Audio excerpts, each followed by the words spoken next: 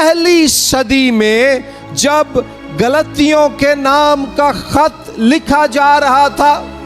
جب کرنتھیوں کے نام کا خط لکھا جا رہا تھا، اس وقت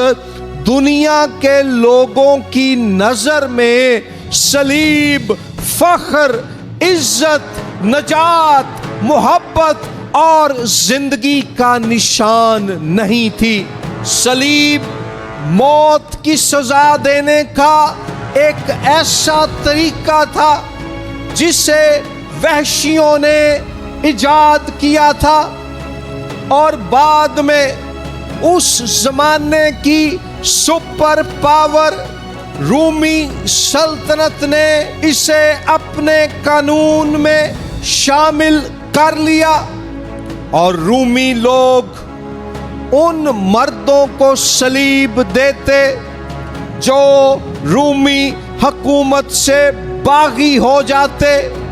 یا جو خونی اور قاتل ہوتے۔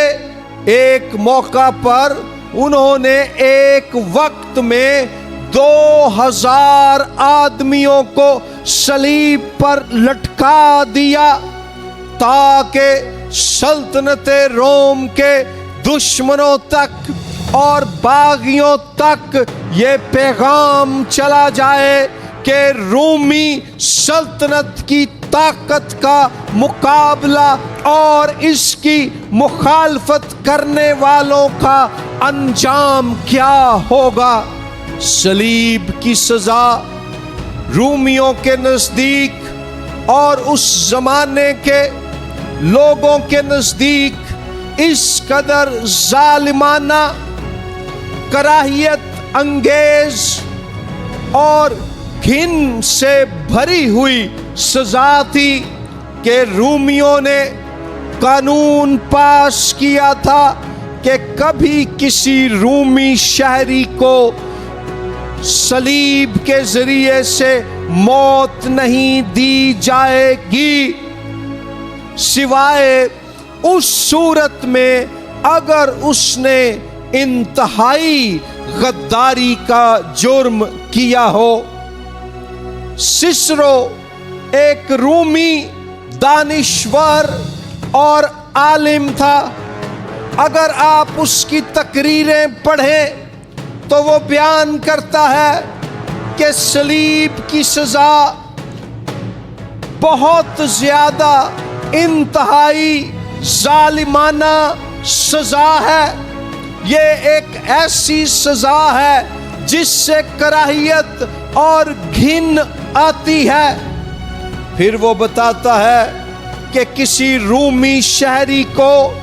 باندھنا جرم ہے، اس کو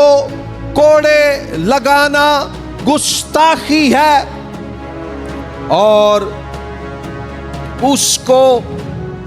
قتل کر دینا خون کی سزا کا مرتکب ہونا ہے۔ لیکن اس کو مصلوب کرنا، وہ کہتا ہے میرے پاس الفاظ ہی نہیں ہیں کہ میں بیان کر سکوں یا سوچ سکوں کہ کبھی کوئی رومی شہری مصلوب ہو۔ پھر سسرو بیان کرتا ہے کہ صلیب کا لفظ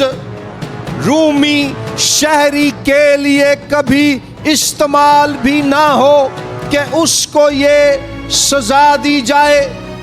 رومی لوگ اپنی محفلوں میں، اپنی میٹنگوں میں صلیب کا ذکر تک کرنا پسند نہیں کرتے تھے، کیونکہ اس کے ذکر ہی سے ان کے رونگٹے کھڑے ہو جاتے اور انہیں گھن آتی، انہیں پریشانی اور بے چینی ہوتی۔ رومیوں کے ساتھ ساتھ اس زمانے میں یہودی لوگ بھی صلیب سے نفرت کرتے تھے۔